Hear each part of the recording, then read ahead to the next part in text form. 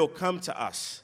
He's not coming to us from the clouds. He's coming to us as one of us, as a member who understood what it was to be a part of a team that knew what growth was and what growth does to our country.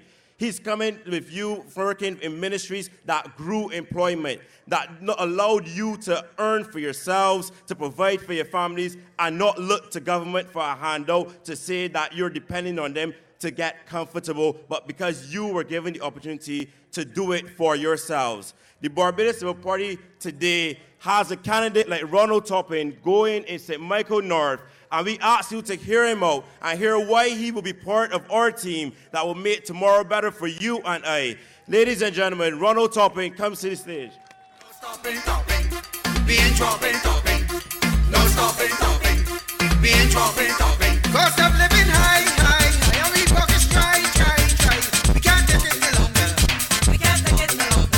Unemployment high, no, like groceries we cannot buy. Man, it's too much pressure. Man, it's too much pressure. Water bill is pressure. Gas price like fire. Light bill would kill ya.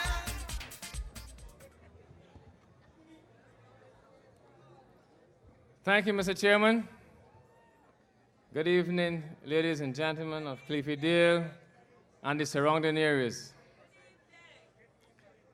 I am here tonight to endorse Ian Goodinegil to be your elected representative on the 21st of February. Not only is Ian a man who is approachable and knowledgeable, not only is Ian in politics for all the right reasons, but he is extremely hardworking as an aspiring politician. One of the difficulties of first-time candidates, and even of second-time candidates, because in St. Michael North, there's a gentleman running against me for the second time. And nearly every house I go to, people are asking me, Mr. Toppin, who running against you? And you know, I always tell them one or two things.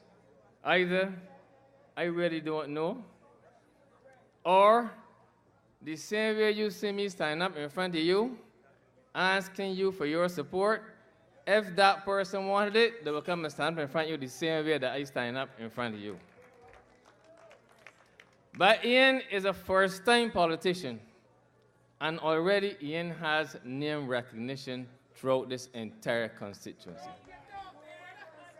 Only today I was walking through Grisette's, my border with Ian, and people on his side were shouting, telling me, don't worry, we're giving Ian a chance. He's already a man well known as a very hard worker. He reminds me a lot of me, to be honest with you. And he recognizes that in life in general, there's no shortcut to success. And he therefore canvasses very hard. He tells me that he has already done the constituency some 3 times. And he also listens to his constituents. But instead of having Ian right now, you have James Paul. Now, I can't speak of James Paul in the same way that I would speak about Chris Sinclair or Kenny Bess or Don Velinis. I really can't tell you that I've ever seen that side of James Paul. But I want to ask you tonight seriously, what is there to James Paul? What is there to James Paul? James Paul will be best remembered by the fact that you cannot really remember anything about him. He is, in fact, a vacancy, as Oinatha likes to say. Tell me anything at all that you can remember James Paul saying over the course of the last 5 years in Parliament. There are people who say sensible things, whether you agree or not, but you remember them. There are people who say foolish things, and whether or not you agree, you remember them. But just tell me one thing that 5 years after you elected James Paul to Parliament, you can remember that he said. What is it that he said? The man is just blah. He sits in Parliament by himself. He talks to nobody on his side, and nobody talks to him. He goes in the lunch table for lunch. He sits down. He says nothing to anybody on his side, and nobody says anything to him. Even in relation to agriculture, when he's at variance with the government most times, he says nothing that you can remember. He has a constituency with government housing units. And he knows that people pay down deposits to purchase the units under the Barbados Labour Party's program. Yet he has never joined with us since the Dems changed that program to ask that those people be refunded their deposits. So he can't even be remembered for speaking on behalf of his constituents. When I spoke in Parliament so many times about the fact that tenants in these units request repairs over the last few years, even the ones paying rent still, and can't get repairs done, James Paul never ever said a word in support of his constituents. So he can't be remembered for that either. The man is blasé. And on February 21st, I want you all to close the James Paul chapter once and for all, because there's a lot of serious work to be done, and we need people like Ian Godinegil to help us do the serious work that has to be done over the next 5 years. The Barbados Labour Party has to put people back to work, and we have to put money back in people's pockets. The two things that we are known to do in this country. And we will do it. This economy and all of you out there have to be allowed to breathe. When last have you been able to breathe? Right now, whether you are working or whether you are not working, all you are doing is paying a whole set of taxes and charges. High taxes and charges, whether you are working or not. Whether in the form of direct income taxes from your salaries, or in the form of indirect taxes by way of VAT, road tax, professional fees, whatever you look at it, you are paying high taxes and charges. And that has to change. And in the Barbados Labour Party, we are going to change that. One of the things we are going to be doing to ease the squeeze on you is immediately lower the VAT on electricity from 17.5% back to 15%. And we'll be resuming our program of tax reform, direct tax reform, that we were doing before we lost the government and which the Democratic Labour Party stopped as soon as they came into office. And we are also going to be stopping any taxing on your allowances. That must stop. Now, obviously, I can't jump the gun and go into a lot of details about what will be in our manifesto, which will be released next week. But we are going to be revealing a number of very exciting proposals and programs to ease the squeeze off of you and to put Barbadians back to work and to put money in your pockets. But one thing I can assure you of, without spilling the beans, is that we are going to get our priorities right. We are going to get our priorities right. And a lot of all of these non-revenue earning political programs and events will not take priority under a Barbados Labour Party administration to ensuring that the sectors that bring money for this country are properly funded. Without an economy, there can be no society.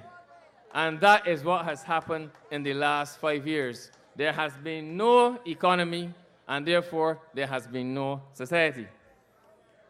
I want to look tonight in particular, briefly, at tourism. Because I started this last night in Haynesville But I ran out of time. I want to complete what I started tonight. And Horace, you should be interested in this. Because a lot of taxi men in Barbados right now, like Horace and others, taxis in some cases parked off. You have maids and barmen, people who service the tourist industry right now, small farmers, supervisors, managers, people at all levels in this country who work with the tourist industry now find that they've had to put their lives on pause because the government has failed to prioritize the tourist sector to put money in your pockets. And right now, Barbados is rock bottom, and still sinking in relation to our tourism. Do you understand and do you appreciate that in the year 2012, last year, less tourists came to Barbados than came in the year 2000? In other words, in the second decade of the 21st century, we are getting the same number of tourists that came in the last century. That is where we are now. You wouldn't think so if you listen to Richard Seeley and the story that he paints of our tourism. But he would give you the impression we are at the top of the class. But in fact, we are at the bottom of the class. Barbados registered last year a 6% decline in tourist arrivals. And government wants to justify that to you by saying that that is what is happening all over the world and that there's an international recession. But I want to read something that I started to read last night in Haynesville, but didn't get a chance to read. And every figure that I read in this document, this is from a Travel Mode website. And every time I call a figure, remember that the figure for Barbados is minus 6%. And they're saying that this is so all over the world because of international conditions. Well, listen to this. The headline says, International tourist arrivals bust billion milestone. Bust means burst, go over, exceed. International tourist arrivals. The first line reads, international tourist arrivals grew by 4% in 2012, surpassing the 1 billion mark for the first time. Barbados recorded a 6% decline. Arrivals reached 1.035 billion last year. The Secretary General of the organization said, 2012 saw continued economic volatility around the globe, particularly in the Eurozone, yet international tourism managed to stay on course. International tourist arrivals to Europe were up by 3% to 535 million. Barbados was down by 6%. Asia Pacific climbed 7% to 233 million. The Americas increased by 4% to 162 million. Africa, arrivals to Africa grew by 6%, reaching a new record of 52 million. The UK returned to growth with a 5% rise. All over the world last year saw increases in tourist arrivals. But Barbados saw a 6% decline, and they want you to believe that that is because of international conditions. But not so. But we don't have to go only to the international arena. We can look right here at the region. Because I have to apologize, although I shouldn't really take all the blame, to my colleagues for some information that I gave them that was wrong about Barbados' performance in the region. Because some month or so ago, I told Owen after the party leader, as I was making presentations in relation to tourism, I was operating on the basis of October 26 information. And I said then that Barbados, of the 24 countries in the region, that Barbados was in fact performing in 22nd position, third from the bottom. Third from last in terms of percentage increases. Do you know that I went back on the same CTO website and got the figures as at January 13th this year? Barbados has now gone from third last to second last. There's only one country, Montserrat, that is currently doing worse than Barbados in tourism in the region right now. Only one country. And this is hurtful to our national pride, because Barbados is a country that is known to lead. We don't follow. When they had the OECD issue in Barbados that was threatening to affect Barbados years ago, Barbados took the lead. Now we are struggling behind countries in the region like Guyana, that is increasing, Suriname, St. Vincent and the Grenadines, Belize, Dominica, a whole set of countries that used to look to Barbados for leadership and that used to try to emulate Barbados and do what we were doing. Now we are trailing behind them in the region, second last in the region, while others are, for the first time, not only outperforming Barbados, but are increasing while we are declining. You can't want it more shameful than that. In terms of hotel bookings, again, the same website, Travel Mole. Because we ended on 6% decline last year, the trend is getting worse for this year. For January this year now, we've shown a decline of some 8.7%. 12 months of decline from our major market, the United Kingdom. And in terms of bookings for January, listen to what this says about what is happening in the United Kingdom. January got off to a spectacular start, with a bookings bonanza for the majority of travel agents, many of whom have recorded personal bests for bookings. More than 93% of the travel agents in the UK said that business was booming during the first 3 months of January alone. But I actually called a tour operator here before I came to speak tonight. And Barbados' bookings for January were actually worse than the bookings for 2004. So Barbados is on a course in our tourism going nowhere and going very, very fast. And some serious work has to be done. Now, I can't tell you that it's an overnight job, because this government has dug a very, very deep hole into which it has put Barbados, and out of which we have to and we will pull it out. And one thing for sure, we're not going to mix up our priorities.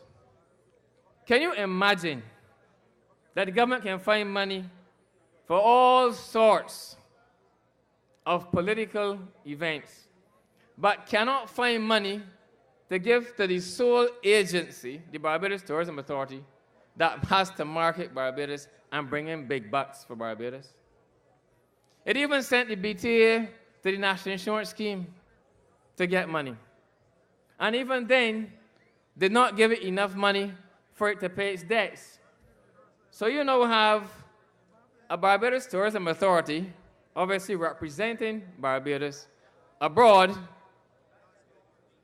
that now is running from its creditors on a daily basis and creating more shame for Barbados than we are already experiencing. And this is important to you because the government of Barbados owes it to Horace and all the taxi men from down here and in my constituency and the maids and the barmen and all of them who rely on earning a living by servicing the tourist industry. They owed it to you over the last 5 years to take this matter seriously. Instead, they went off on all sorts of frolics. They went like Millie to Brazil, costing Barbados $200,000 every month. It was such an absurdly executed program. that they based a vice president for South America in Miami. I mean, they could have appointed somebody from Barbados. It would have been the same thing. Nobody on site to handle any issues at all. Just went to an airline and said, I am guaranteeing you X amount of dollars every week, no matter how many people you bring to Barbados. And I'm going to talk about this every time because this is a disgrace. This is a national disgrace. They did it as well. We united with the American Airlines Service out of Texas, just going to airlines and saying, we are paying you X amount of dollars every month, guaranteeing you money, whether you bring tourists to Barbados or not, in the hope that somehow, without proper marketing, tourists will in fact come to Barbados. But they have been going everywhere else, but they have not been coming to Barbados. And it's time that we, with your help, change all of that. We believe that better can be done, and better will be done. But you have to have leadership, and you have to have vision. We now have no leadership, and we have no vision. We have a prime minister in this country that cannot make a single decision even to save his own life. 11 men decided they were going to take steps to get rid of him. And all the evidence was there. And he could not even take action against them to save his own neck.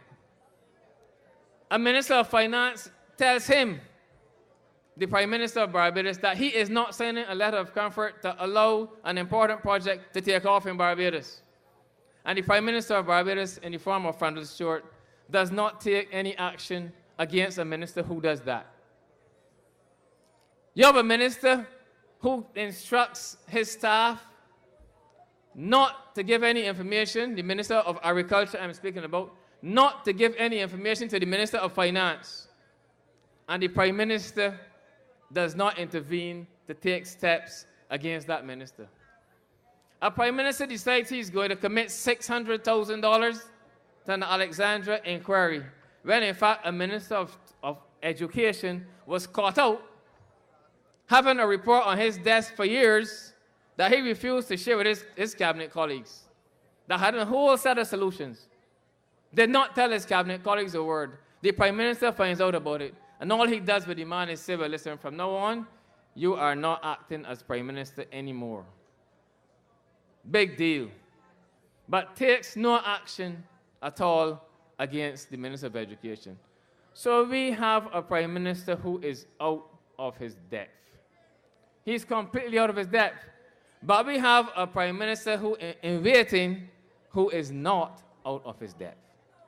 We have Owen Seymour Arthur to bring back to this country to take us out of this mess. Owen Arthur is no fly-by-night. There's no guesswork when you decide that you are going with Owen. There's no guesswork. This is a man who was called upon to do it before and who can do it again. Owen Arthur took an unemployment rate of 25% and brought it down to 6%, 6.7%. In 5 years, it has now doubled again under a set of incompetent ministers and a prime minister. You cannot tolerate this. You are now living a life, if you want to call it that, where you cannot even suck salt because you cannot even afford to buy the salt to suck. Simple as that. You have no bills coming in by the droves. You have a water bill gone up 60%. Electric bill, you hear about that already. You have food bill that is astronomical. Your land taxes going up, VAT going up, car road tax going up, professional fees going up, everything under the sun in this country going up. Right now, to survive, just to survive, you taking one bill and you paying that one bill this month, but you can't pay the other bills. The few cents you had put down in the bank, you now have to run every single month and draw down. I I'm telling you, I am a professional, and it is hard as hell for me. I can't tell you that as a lawyer, I have lost clients, but clients now cannot pay. People are coming to you now, they want help the same way as before, but they're telling you, Mr. Toppin, I can't pay you all one time. Some can't pay any at all. So this isn't anything that only affecting people at the bottom, as you would say. Professionals are being affected by this. And you cannot, as a self-respecting set of people that I know you are, treat yourself in this way again and make the mistake, and I am now publicly saying it was a mistake to vote for the Democratic Labour Party in 2008. And you cannot make this mistake again and have us endure what we went through in the last 5 years. We are now a nation of people with no hope. Our spirit is broken. You go around now and you find people with a certain mental disposition towards politicians. Now, I've always seen myself as a sincere politician. I have not gone into politics to make any money by illicit means. And I find it very hurtful when people tell me, man, I won't hear nothing from the politician at all, because I'm a politician with sincere intentions. But now everybody being lumped together with these set of people in the Democratic Labour Party who have taken this country off a path of development and put it on a path of destruction.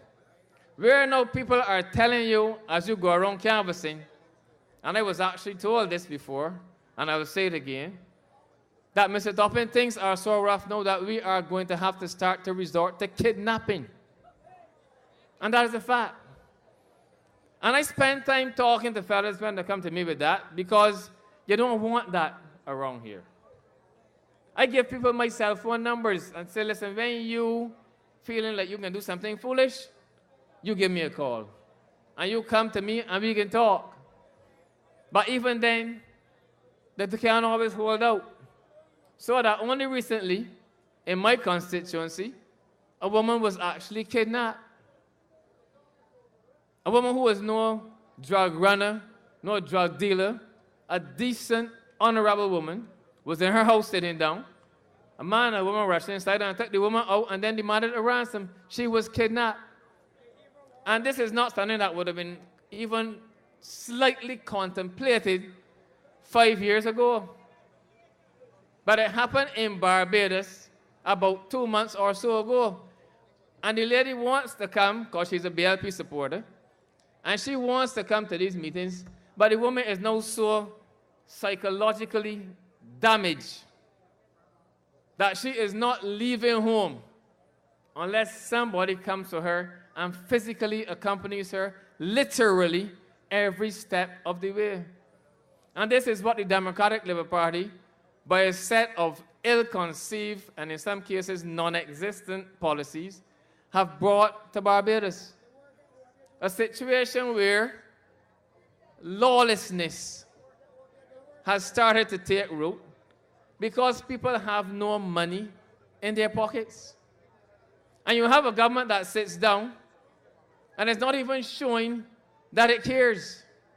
It goes to Parliament on a weekly basis to say what was happening 14 years ago, or to laugh at anything you say, or worse yet, to hurl a lot of insults across the table at you as you try to speak in Parliament, and make a lot of mock sport, when they have and had a lot of serious work to do in this country that they have refused to do.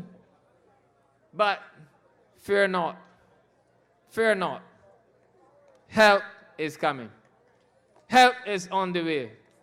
You have Owen Arthur, and you have the Barbados Labour Party, and you have a team of a mix of experience and youth that we are bringing to you. And I want you in this constituency to be under no illusion about the contribution that Ian Gardinagel can make to this constituency. because I've had many conversations with Ian, and there are few who are clearer in thought, and there are few who are more committed than Ian Gadenedja is to work on your behalf in this constituency. And I want, as I see the seconds ticking down to 1 minute and 13 seconds left for me, to appeal to you to go out on February 21st and drive your ex in Ian Gadenedja. I want you to drive the ex in Ian.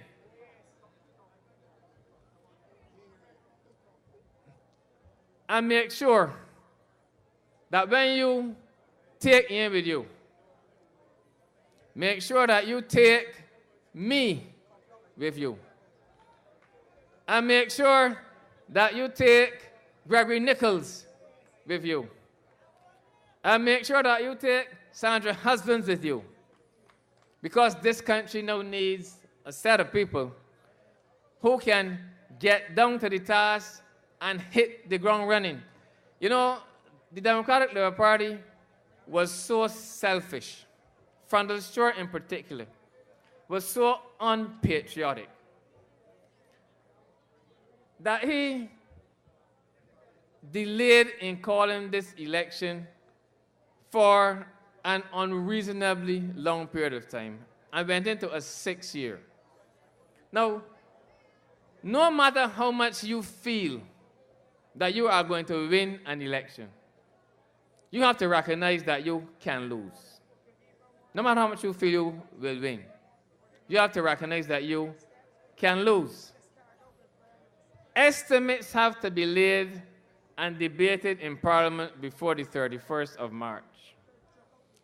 And this man Stewart, rather than recognizing that no matter how he feels about it, that he could lose, he decided to call the election so late that when we win the election on the 21st of February, when we win it, there is going to be no respite, there is no rest at all for us.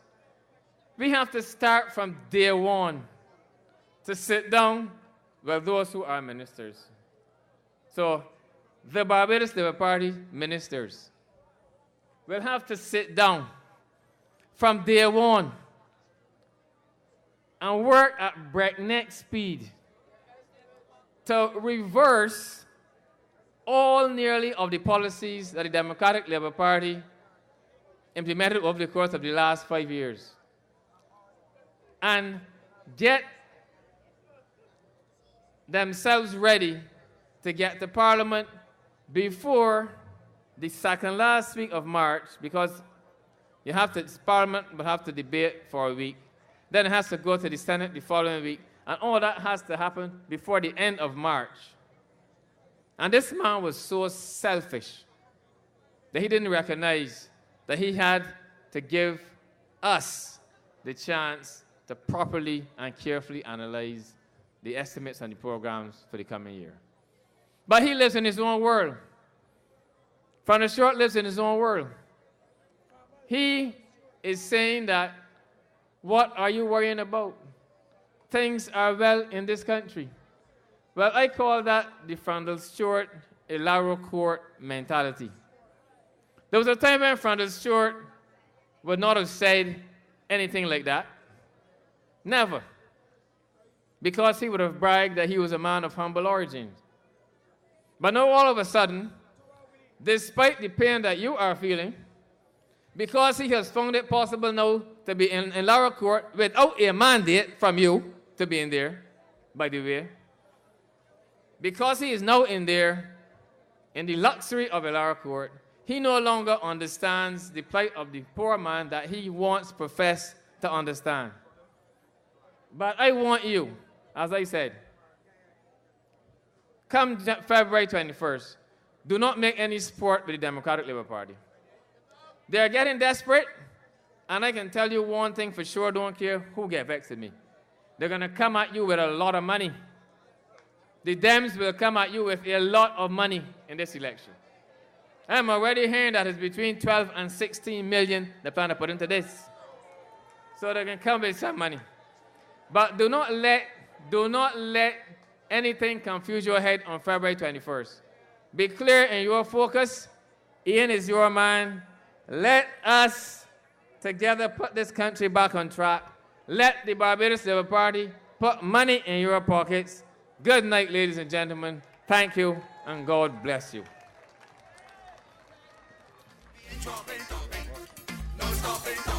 That's the man from St. Michael North. Let's give Ronald Toppin a big round of applause. I'm sure that Ronald has no